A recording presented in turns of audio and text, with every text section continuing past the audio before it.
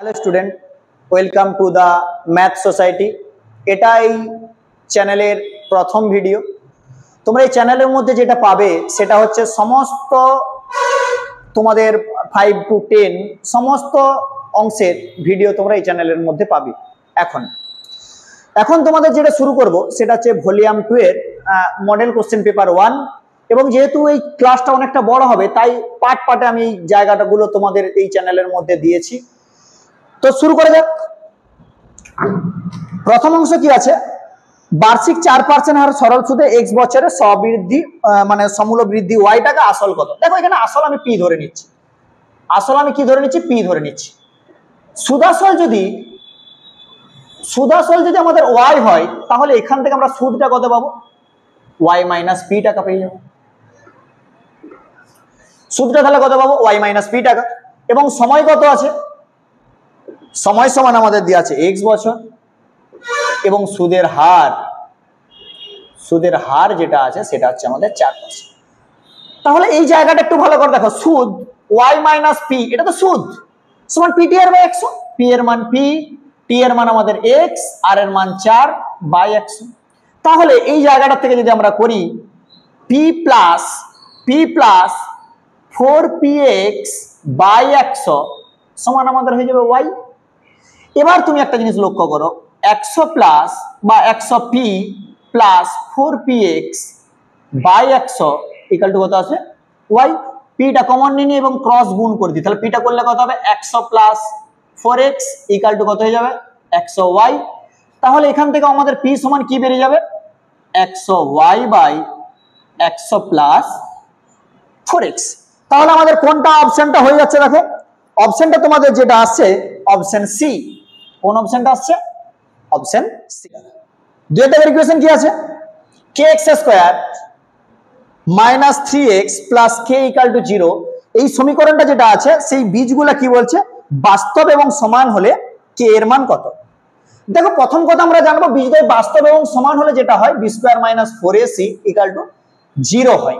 তাহলে এখানে b কে minus 3, তাহলে মাইনাস 3 তার হোল স্কয়ার মাইনাস 4 এর মান কত k, c এর মান কত k ইকুয়াল টু 0। তার মানে আলটিমেট যেটা আসছে 9 minus 4k square equal to 0।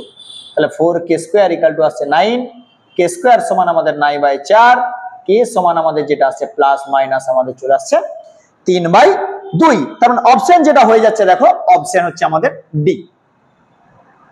3 এর দাগে কি আছে, একটি বৃত্তের ব্যাসার্ধের দৈর্ঘ্য 13 সেমি, বৃত্তের একটি জ্যায়ের দৈর্ঘ্য 10 সেমি হলে কেন্দ্র থেকে জ্যায়ের দূরত্ব কত। দেখো সুন্দর একটা আমরা ছবি আঁকছি, কি দিয়ে আছে, ব্যাসার্ধের দৈর্ঘ্য 13, আচ্ছা ঠিক আছে, ব্যাসার্ধের দৈর্ঘ্য আমাদের 13, এইটা হচ্ছে আমাদের ব্যাসার্ধ, যার দৈর্ঘ্য হচ্ছে আমাদের 13 সেমি। কেন্দ্র থেকে জ্যায়ের দূরত্ব দিয়েছে দেখো। এবার তুমি দেখো যে কেন্দ্র থেকে বৃত্তের যে জ্যায়ের দৈর্ঘ্য সেটা 10 সেমি, আমি একটা নাম দিই ও, এ, বি আর সি। পুরো জ্যাটার দৈর্ঘ্য যদি আমাদের 10 সেমি হয় তাহলে সমদ্বিখণ্ডিত করে 5 5।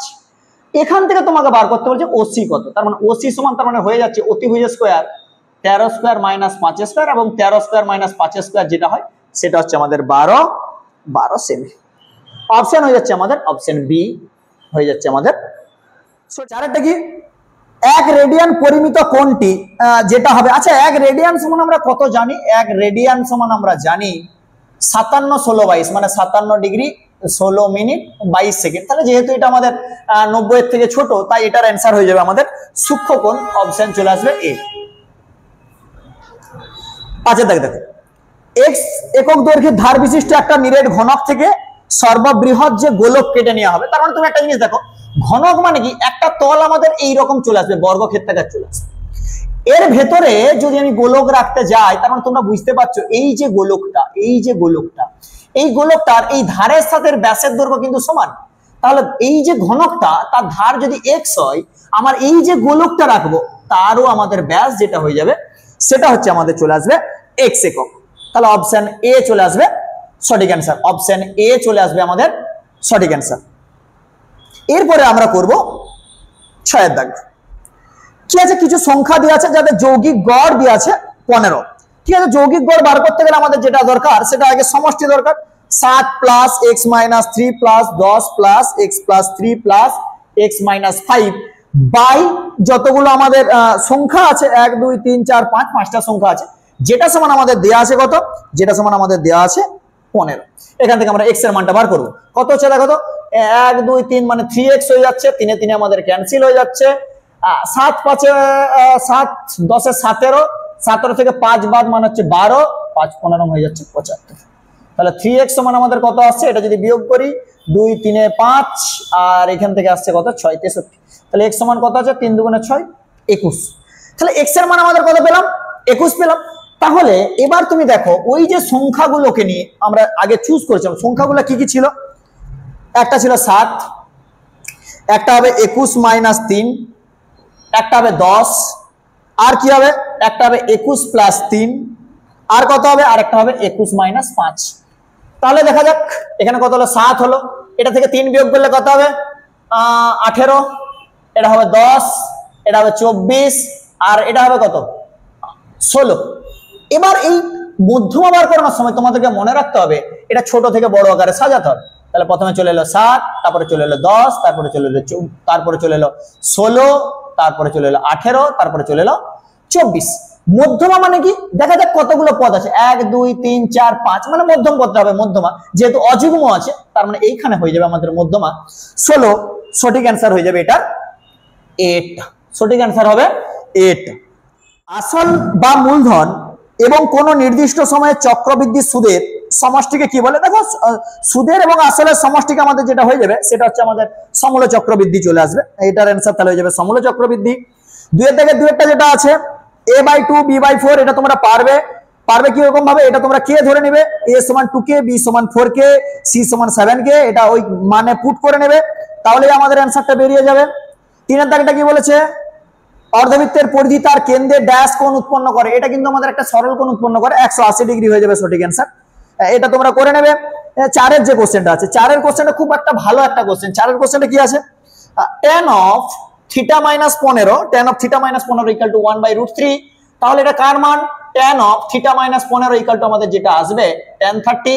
তার মানে আলটিমেট θ - 15 সমান আমাদের কত আসবে 30, θ সমান আমাদের আসবে 45, কিন্তু থিটার মান চাই না, এখানে যেটা চেয়েছে সেটা হচ্ছে sec θ। তাহলে sec θ মানে আমাদের কত, sec 45, sec 45 এর মান সবাই জানো, যেটা হচ্ছে আমাদের √2 হয়ে যাবে আমাদের সঠিক অ্যান্সার। এরপর দেখো 5 এরটা কি দিয়েছে দেখো, একটি লম্ববৃত্তাকার শঙ্কুর অর্ধ শীর্ষকোণ 45 ডিগ্রি হলে তার উচ্চতা এবং তির্যক উচ্চতার অনুপাত কত। অর্ধ শীর্ষকোণ ব্যাপারটা তোমাদেরকে একটু ভালো করে বুঝতে হবে। মনে করো আমাদের এইটা যদি আমাদের একটা শঙ্কু হয়, এটা যদি আমাদের একটা শঙ্কু হয়, এই শঙ্কুটার মধ্যে অর্ধ শীর্ষকোণ হবে বাবা এইটা, এই অ্যাঙ্গেলটা হচ্ছে আমাদের কত 45 ডিগ্রি।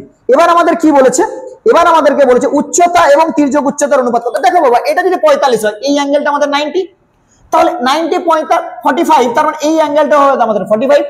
কারণ এই যে ত্রিভুজটা আমার তৈরি হচ্ছে সেটা হচ্ছে সমকোণী সমদ্বিবাহু ত্রিভুজ।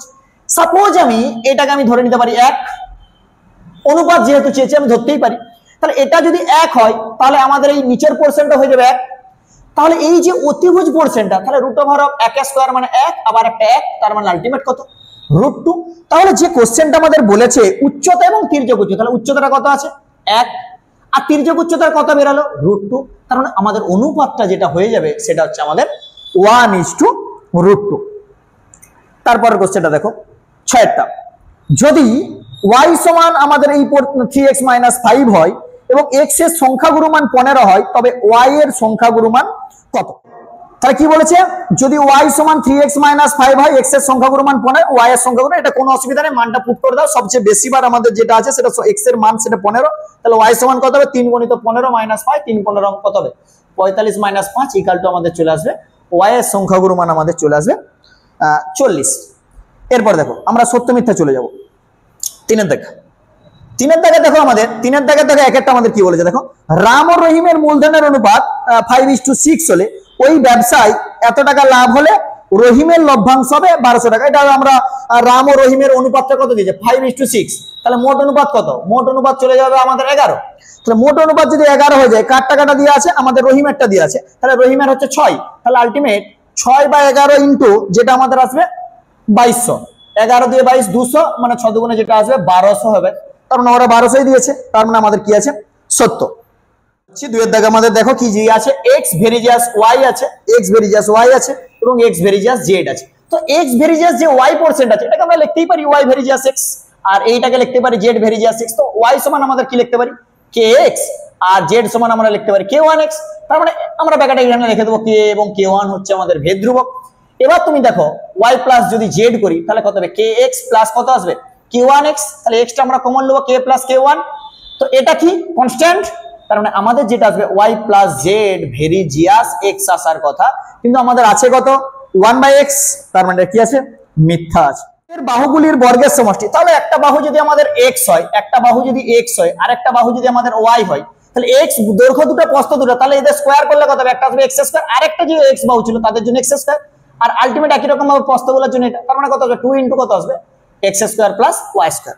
তার সাথে কি বলেছে কর্ণ দুটির বর্গের সমষ্টি, তাহলে একটা কর্ণের দৈর্ঘ্য কত, একটা কর্ণের দৈর্ঘ্য তো root over of x square plus y square, পর আরেকটা কর্ণ আছে তাহলে এর বর্গ কত, এর বর্গ চলে আসবে x square plus y square, তাহলে যেহেতু দুটো কর্ণ আছে তাহলে আলটিমেট চলে আসবে 2 into x square plus y square. দেখো এটা এবং এটা পরস্পর সমান এবং ওখানে সমানই দিয়েছিল, তাহলে হয়ে যাবে আমাদের সত্য। 4 অঙ্কটার অ্যানসার দেখো কি বলেছে sin square 21 degree plus cos square 69 degree, তাহলে আলটিমেট কি চলে আসবে sin square 21 degree plus cos square 69 degree. এই জায়গাটাকে যদি আমরা করতে যাই তার মানে কত আসবে sin স্কয়ার 21 প্লাস এই cosটাকে চেঞ্জ করব cos স্কয়ার 90 মাইনাস 21 করব, দেখো আমাদের চলে আসছে 69, তার মানে আলটিমেট কি আসছে sin square 21 plus sin square 21, কারণ আমরা এখানে একটা সূত্র জানি cos of 90 minus theta equal to sin theta, তার মানে এটার মান কিন্তু আমাদের 1 নয়, ওরা 1 দিয়েছে, তার মানে এটার অ্যানসার তাহলে আমাদের কি হবে মিথ্যা হয়ে যাবে, ওটার অ্যানসার কি হয়ে যাবে আমাদের মিথ্যা হয়ে যাবে। অর্ধগোলকের বক্রতলের ক্ষেত্রফল, অর্ধগোলকের বক্রতলের ক্ষেত্রফল আমরা যেটা জানি বাবা সেটা হচ্ছে 2 পাই আর স্কয়ার, আমরা জানি অর্ধগোলকের বক্রতলের ক্ষেত্রফল 2 পাই আর স্কয়ার, এবং তার সাথে কি বলছে ভূমির ক্ষেত্রফলের দ্বিগুণ, একদম রাইট কথা বলছে, ভূমির ক্ষেত্রফল সূত্র পাই আর স্কয়ার, তো এর দ্বিগুণ তাহলে 2 পাই আর স্কয়ার, তার মানে এই যে কোশ্চেনটা দিয়েছে সেটা হচ্ছে আমাদের সত্য দিয়েছে। দেখো তারপরে 6টা ক্রমযৌগিক পরিসংখ্যা লেখচিত্র থেকে আমরা তথ্যের মধ্যমা পেয়ে থাকি, ক্রমযৌগিক পরিসংখ্যা থেকে আমরা অবশ্যই তথ্যের মধ্যমা পেয়ে থাকি, তার মানে এই যে জায়গাটা হয়ে যাবে আমাদের যে জায়গাটা চলে আসবে সেটা হচ্ছে 6 এর দাগটা আমাদের সত্য চলে আসবে, কোনো অসুবিধা নেই, বুঝতে। এবারে 4 এর দাগের এখন এক একটা করে দেখো 4 এর দাগের একটা কি বলেছে এক ব্যক্তির বেতন প্রতি বছর 10% হারে বৃদ্ধি পেয়ে তৃতীয় বছরের শেষে বেতন এত হয়েছে, তাহলে মূল বেতন কত।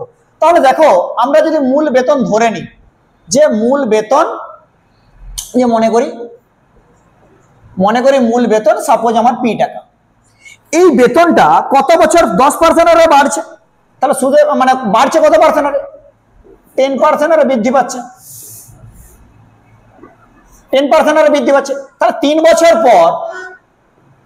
বছর পর বেতন কত হবে, 3 বছর পর বেতন কত হবে, 3 বছর পর বেতন হবে P into 1 plus 10/100 to the power cube, যেহেতু বৃদ্ধি পাচ্ছে তাই প্লাস, তাহলে এখানে কাটাকাটিটা আমরা করে নিই, তাহলে কত হচ্ছে পি ইন্টু 10 একে 11/10 তার হোল কিউব, তাহলে এটা মানে 11 এর কিউব মানে হচ্ছে 1331 পি বাই কত হয়ে যাবে 1000, আমার এই টাকাটা হয়ে যাবে এত টাকা।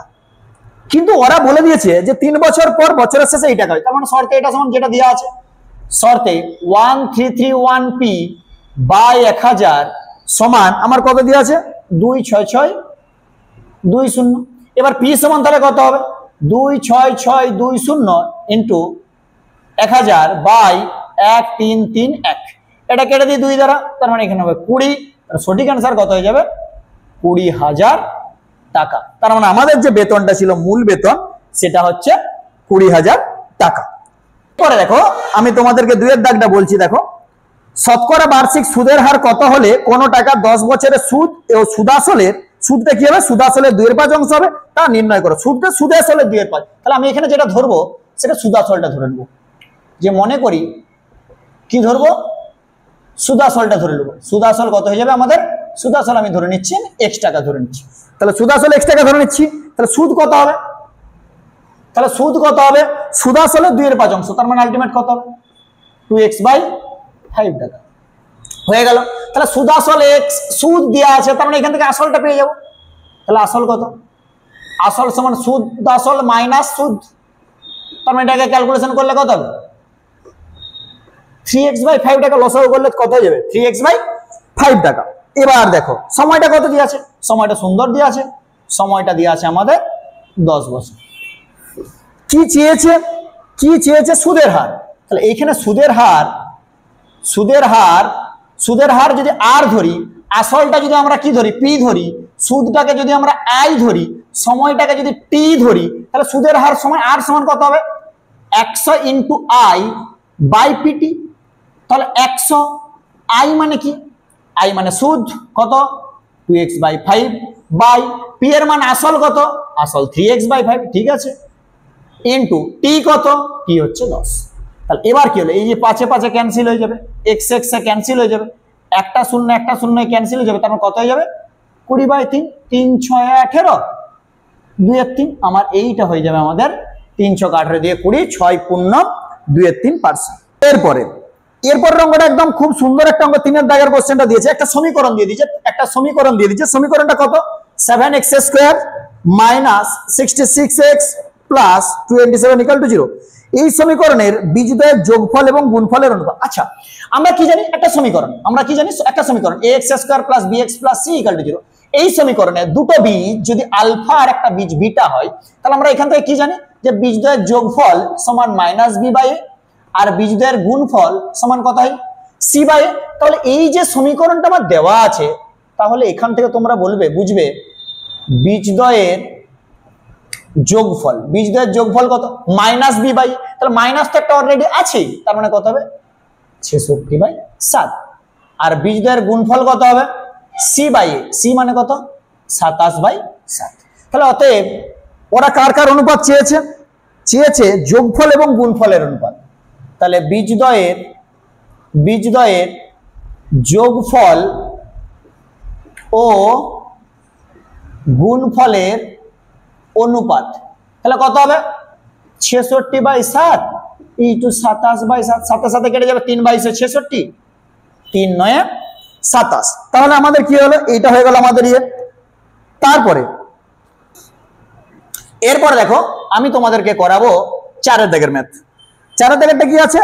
x সমান একটা পোরশন দেয়া আছে, x সমান দেয়া আছে √5 প্লাস 1/2 দিয়ে একটা কারো একটা মান বার করতে বলেছে, যেটা হচ্ছে x square minus x minus 1 সমান 0। এটা আমাকে দেখাতে হবে। কিভাবে করব? প্রথম কথা, আমরা এটাকে কোনাকুনি গুণ করব। তাহলে কি আসবে? 2x ইকুয়াল টু √5 প্লাস 1 আসবে। বাহ, আমরা এটাকে এদিকে নিয়ে আসবো। তাহলে 2x মাইনাস 1 সমান আমাদের কত আসবে? √5। এবার আমরা কি করব? উভয় পক্ষকে বর্গ করব। 2x মাইনাস 1 তার হোল স্কয়ার ইকুয়াল টু √5 তার হোল স্কয়ার। তাহলে আমাদের 2x তার হোল স্কয়ার মানে কত আসবে? 4x স্কয়ার মাইনাস কত আসবে? 4x আসবে প্লাস b স্কয়ার 1 √5 স্কয়ার আসবে 5। তাহলে বা 4x স্কয়ার মাইনাস 4x এটা এদিকে আসবে, তার মানে কত হবে? -4 ইকুয়াল টু 0, প্লাস 1 আর 5 যদি আসে -4 ইকুয়াল টু 0। এবার আমরা যদি 4টাকে কমন নিই, তাহলে 4 into x square minus x minus 1 equal to 0, তাহলে বা x square minus x minus 1 equal to 0। এটাই কিন্তু আমাদের দেখো প্রমাণ করতে বলেছিল, x square minus x minus 1 equal to. জায়গাটা তোমাদের করাবো, সেটা হচ্ছে আমাদের কি 5 এর দাগ। কি বলেছে? দুটি সমান্তরাল যে প্রত্যেকটির দৈর্ঘ্য 16 সেমি এবং ব্যাসার্ধ 10 সেমি। ঠিক আছে, দুটো একটা মনে করো সাপোজ একটা বৃত্ত, এই বৃত্তটা সমান্তরাল যে, তাহলে এখানে একটা জায়গা যা যাবে, এখানে একটা যা আসবে, কেন্দ্র থেকে তারা সমান দূরে অবস্থিত, কারণ আমরা জানি যে দুটো সমান্তরাল যে কেন্দ্র থেকে সমদূরবর্তী বা আমাদের সমান্তরাল যেগুলো। তাহলে এবার দেখো এইখানটাকে যদি আমরা যুক্ত করি, তাহলে এই জায়গাটা একটা যাবে আর একটা এদিকে আসবে। আচ্ছা, যেগুলো আমি একটা নাম দিয়ে দিই, এ বি সি ডি, এটা ও দিয়ে দিচ্ছি, এটা পি দিয়ে দিচ্ছি, এটা কিউ দিয়ে দিচ্ছি, ব্যাস আর হয়ে গেছে। ব্যাসার্ধ কত দিয়ে আছে? ব্যাসার্ধ দিয়ে আছে 10, ব্যাসার্ধ দিয়ে আছে কত? 10। আর কি দিয়ে আছে? জ্যাগুলোর দৈর্ঘ্য দিয়ে আছে, প্রত্যেকটি জ্যার দৈর্ঘ্য 16। তার মানে আবার কেন্দ্র থেকে যখন লম্ব অঙ্কন করবো, তখন অর্ধেক অর্ধেক হয়ে যাবে। তার মানে এটা 8 হয়ে যাবে, এটা 8 হয়ে যাবে, সেম কেস, এটা 8 হয়ে যাবে, এটা 8 হয়ে যাবে। এবারে তোমরা একটা জিনিস দেখো, এই ত্রিভুজ এপিডি কে যদি ত্রিভুজ ওপিডি কে যদি লক্ষ্য করি, ওপিডি এই যে সমকোণী ত্রিভুজটাকে 90 ডিগ্রি, কোণ P90। তাহলে এখানে এই ওডি সমান 10, পিডি সমান কত? পিডি সমান কত? পিডি সমান 8। তাহলে এই যে সমকোণী ত্রিভুজ ওপি কত? তার √10 স্কয়ার মাইনাস 8 স্কয়ার, তার মানে আলটিমেটলি যেটা হবে সেটা হচ্ছে 6। কিছু জিনিস তোমরা একটু মনে রাখবে, কারণ সমকোণী ত্রিভুজ যদি এরকম হয় না, যেমন রিলেশন যেমন থাকে 3 4 5, কারণ এটা 3 আর 4 হলে অতিভুজটা আমার 5 হয়ে যাবে। 6 8 10, আর কি মনে রাখতে হবে 5 12 13, 5 স্কয়ার প্লাস 12 স্কয়ার 13, এই তিনটা। কিন্তু সবচেয়ে যেটা গুরুত্বপূর্ণ তোমাদের শঙ্কুর জায়গায় যেটা লাগে, সেটা একটু খুব ইম্পর্টেন্ট একটা জায়গা, 10.5 14 থাকলে হয় 17.5। এই জায়গাটা আমাদের শঙ্কু অঙ্কের ক্ষেত্রে প্রচুর বার লাগবে। 10.5 এবং 14 দেওয়া থাকবে, আমাদের তখন তির্যক উচ্চতা বার করতে বলে 17.5।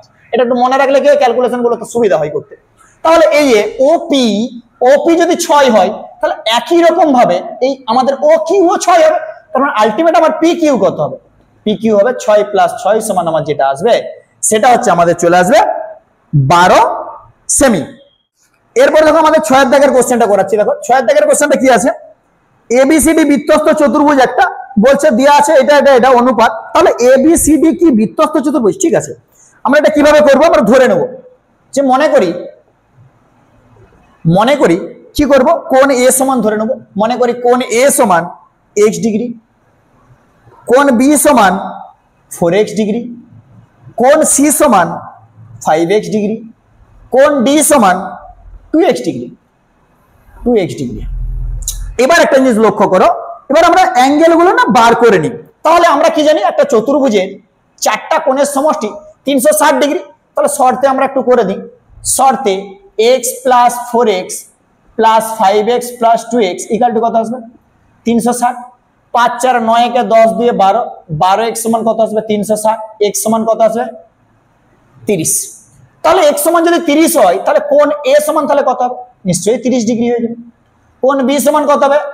4 × 30, 4 × 30 120 ডিগ্রি। কোণ c সমান কত হবে? 5 × 30, 5 3 15 150 ডিগ্রি। এবং কোণ d সমান আসবে 2x, মানে কত? Ultimate 60 degree. এবার আমরা দেখো এই যে জায়গাগুলো, এটাকে যদি বৃত্তস্থ প্রমাণ করতে হয়, আমরা একটা উপপাদ্য শিখেছিলাম যে বৃত্তস্থ চতুর্ভুজের বিপরীত কোণগুলি আমাদের সম্পূরক হয়। তাহলে একটা যদি বৃত্তস্থ চতুর্ভুজ আমরা করি, যে কোনো দিকে আমরা যদি বৃত্তস্থ চতুর্ভুজ করি এবং নাম দিই এ বি সি ডি, তার মানে এই এ কোণটা সি কোণটা যোগফল আমার 180 আসবে। দেখো a + c সমান কত আসছে? কোণ a + কোণ c আমাদের কত আসছে? 30 + 150, আলটিমেট যেটা আসছে কত ডিগ্রি? 180 ডিগ্রি। একই রকম ভাবে কোণ বি + কোণ ডি, দেখো কোণ বি কত? 120, কোণ ডি কত? 60। তাহলে 120 + 60 সমান আমাদের কত আসছে? দেখো 180। তার মানে একটু জিনিস ভালো করে মনে রাখো, এই যে বিপরীত কোণগুলোর সমষ্টি আমাদের 180 হচ্ছে। তাহলে এবার আমরা বলতে পারি এই যে আমাদের চতুর্ভুজটা দিয়ে আছে, এটা হচ্ছে আমাদের একটা বৃত্তস্থ চতুর্ভুজ। এরপর দেখো, এরপরে আমাদের কোনটা করবো? আমরা এরপরে যেটা দেখাবো সেটা হচ্ছে 7 অঙ্কটা। ভালো করে একটু দেখো, ও কেন্দ্রীয় বৃত্ত এবি একটা আছে, খুব একটা ভালো একটা জায়গা। দেখো ও কেন্দ্রীয় বৃত্ত এবি জেড আমি পরে আছি, ও কেন্দ্রীয় বৃত্ত এবি জেড আমরা পরে আছি।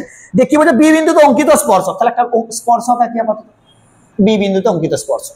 বি বিন্দু, তাহলে বি বিন্দুতে অঙ্কিত স্পর্শক মানে এটা বি বিন্দু। বি বিন্দুতে অঙ্কিত স্পর্শক এ ওর সাথে সি বিন্দুতে মিলিত, তার মানে এটা এদিকে যাচ্ছে। এ ওর সাথে ওরা কোথায়? এটা ও বিন্দু, এটা এ, এটা সি বিন্দুতে মিলিত। এবার আমরা যেটা আঁকি, তাহলে এটা আমাদের যে হয়ে গেল। এবার আমরা কি করব? এই ব্যাসার্ধের সাথে এই বি বিন্দুটাকে আমরা কিন্তু একটা মিলাবো।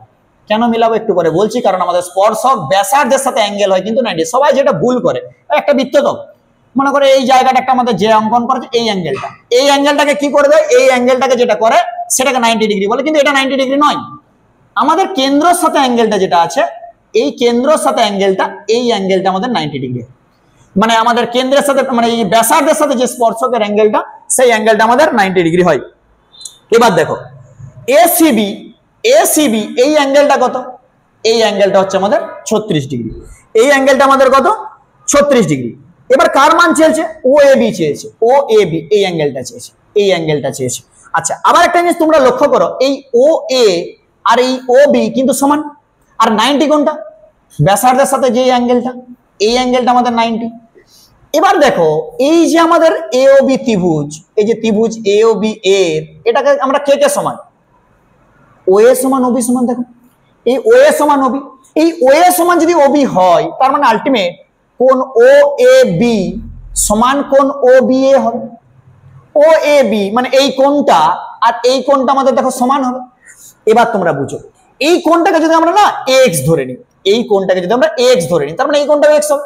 আমি কাকে এক্স ধরছি? কোন ও এ বি কে আমরা কি করছি, আমরা এক্স ডিগ্রি ধরে নিচ্ছি। তাহলে ও এ বি যদি এক্স ডিগ্রি হয় তার মানে ও বি এ এটাও এক্স ডিগ্রি। এবার তোমরা দেখো আমরা যদি ত্রিভুজ এবিসির কথা দেখি, তাহলে এখন আমরা যদি ত্রিভুজ এবিসির কথা দেখি, এখন ত্রিভুজ এবিসি এর ত্রিভুজ যদি এবিসির কথা দেখি, তিনটা কোণ কি, এইটা, এই পুরা কোণটা আর এই কোণটা, তাহলে আলটিমেট কি হবে, এক্স ডিগ্রি একটা হলো কোণ, আরেকটা কি হলো এক্স প্লাস 90 ডিগ্রি একটা কোণ হলো, আরেকটা কি হলো, আরেকটা 36 ডিগ্রি হলো।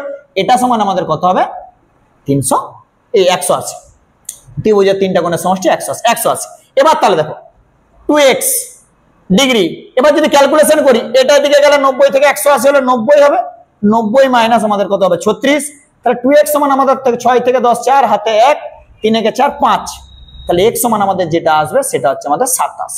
এই x এর মান 27 মানে কি বোঝাচ্ছে, এই যে ও এ এই কোণটা ও এ বি এই কোণটা হচ্ছে আমাদের অ্যাঙ্গেলটা যেটা হবে সেটা হচ্ছে আমাদের 27। এরপর দেখো যেটা হবে তাহলে sin theta minus cos theta, তার মানে আলটিমেট দেখো স্কয়ার পোরশন যদি 0 হয় তার মানে আমাদের কি হয়ে যাবে, নরমাল পোরশন আমাদের কিন্তু 0 হয়ে যাবে। দেখো ব্যাস।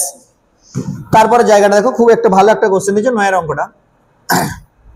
9 এর অঙ্কটা যেটা দিয়েছে, ইন্দ্রজিৎ একটি ঘড়ি মাটি থেকে 120 মিটার উচ্চতায় উড়াচ্ছে যেটা 60 ডিগ্রি উন্নতি কোণে দেখছে। ঠিক আছে, 60 ডিগ্রি উন্নতি কোণে যে অ্যাঙ্গেলটা আমার দেখছে 60 ডিগ্রি আমার উন্নতি কোণে দেখছে।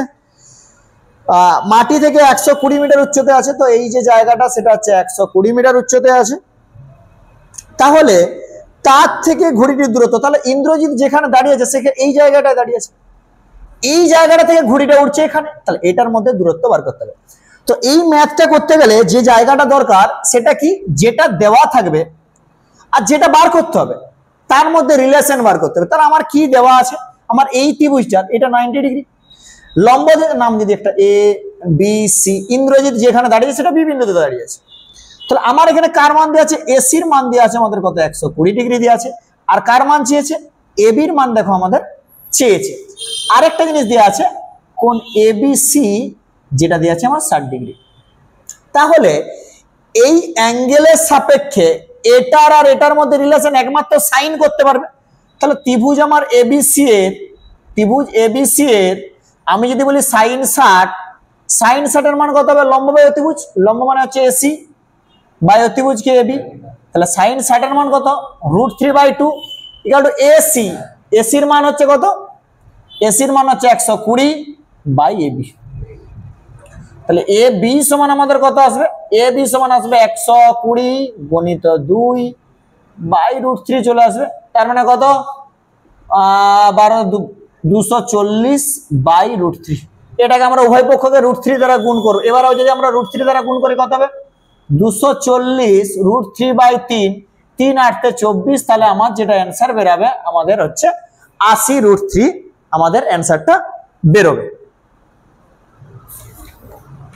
তারপরে যে অঙ্কটা আছে আমাদের 10 এর অঙ্কটা কি দিয়েছে, দুটি লম্ববৃত্তাকার নিরেট চোঙের ব্যাসার্ধ কি বলেছে, অনুপাত দিয়েছে 2:3, উচ্চতার অনুপাত দিয়েছে বক্র। আচ্ছা একদম সোজা একটা অঙ্ক আমরা ধরে নেব যে মনে করি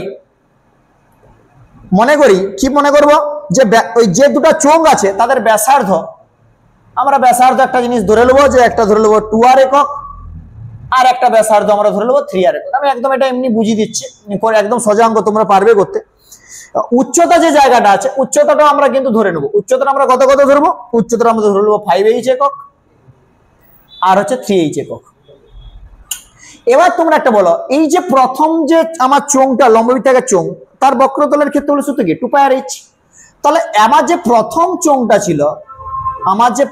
চোঙটা ছিল তার বক্রতলের ক্ষেত্রফল কত, তার বক্রতলের ক্ষেত্রফল কত 2πr/h, 2 × π × r এর মান কত, 2r × h এর মান কত 5, মানে 5h বর্গ একক আসবে। এরপরে আমার যে দ্বিতীয় চোঙটা ছিল, যে দ্বিতীয় চোঙটার আমার বক্রতলের ক্ষেত্রফল কত হবে, দ্বিতীয় চোঙটার আমাদের বক্রতলের ক্ষেত্রফল কত হবে 2 × π × r এর মান কত 3r, আর h এর মান কত 3h। তার মানে আমার আলটিমেট যে অ্যান্সারটা বেরোবে এতই থাকবে, এত আমাদের বর্গ একক। এবার তুমি আমাকে বলো এই যে প্রথম এবং দ্বিতীয় এই যে চোঙগুলো আছে তাদের ক্ষেত্রফলের অনুপাত নিশ্চয়ই আমাদের হবে 2π × 2r × 5h is to 2π × 3r × 3h। এবার দেখো এই 2 পাই ক্যান্সেল হয়ে যাবে, আর এ ক্যান্সেল, এইচ এ ক্যান্সেল, তার মানে কত হবে, পাই দুগুণে 10 আর 3 3 হয়ে যাবে 9। তার মানে তুমি একটা জিনিস বুঝো, এই যে বক্রতলের ক্ষেত্রফলের অনুপাত সেটা আমাদের কত চলে আসবে, 10:9। এখানে তোমরা লিখে দিবে যে প্রথম এবং দ্বিতীয় চোঙের বক্রতলের ক্ষেত্রফলের অনুপাত 2 পাই × 2r × 5h 2 পাই 3r × 3h। তার মানে সঠিক অ্যান্সার হয়ে গেল আমাদের 10:9। এরপর অঙ্কটা দেখো, বলছে একটি গোলকের বক্রতলের ক্ষেত্রফল 125%, ঠিক আছে, বক্রতলের ক্ষেত্রফল 125 বেড়েছে, তাহলে ব্যাসার্ধ শতকরা কত বেড়ে? তাহলে ধরে নিতে হবে যে মনে করি গোলকটির ব্যাসার্ধ আর একক, ধরে নাও মনে করি গোলকটার ব্যাসার্ধ আর একক, তাহলে এই যে জায়গাটা বক্রতলের ক্ষেত্রফল কত? বক্রতলের ক্ষেত্রফল কত? বক্রতলের ক্ষেত্রফল যেটা আসবে 4 পাই r² বর্গ একক। তো কি হয়েছে, এবার আমার ব্যাসার্ধ এই বক্রতলের ক্ষেত্রফল কি 125% বৃদ্ধি করছে, তার মানে কি লিখবো, বক্রতলের ক্ষেত্রফল 125% বৃদ্ধি করলে ক্ষেত্রফল হবে, ক্ষেত্রফল কত হবে? দেখো আমার তো নরমাল 4 পাই r² ছিল, ছিল, তো এরপরে আমার কত বেড়েছে, আবার একটা 4 পাই r² বেড়েছে, তার সাথে আমার বেড়েছে 125/100। তাহলে আলটিমেট আমার কি হয়েছে, 4 25 25 5, তার মানে আলটিমেট কি হলো 4 পাই r² প্লাস 5 পাই r², আমার আলটিমেট যেটা বেড়েছে 9 পাই r²। দেখো তাহলে 9 পাই r² আমার এখন কি হয়ে গেছে, বর্গ একক আমার ক্ষেত্রফল হয়ে গেছে। তো এটাকে যদি আমি 4 পাই r² আকারে সাজাই, তার মানে আলটিমেট যে এটা যেটা আসবে আমাদের 4 পাই 3r/2, তার দেখো হোল স্কয়ার বর্গ একক আছে। দেখো 4 পাই 3r/2 2 স্কয়ার 4 4 4 কেটে গেল, আর 3 স্কয়ার 9 9 পাই r²। তাহলে একটা জিনিস লক্ষ্য করো, আমার যখন গোলকের ব্যাসার্ধ r ছিল তখন বক্রতলের ক্ষেত্রফল কত, 4 পাই r²।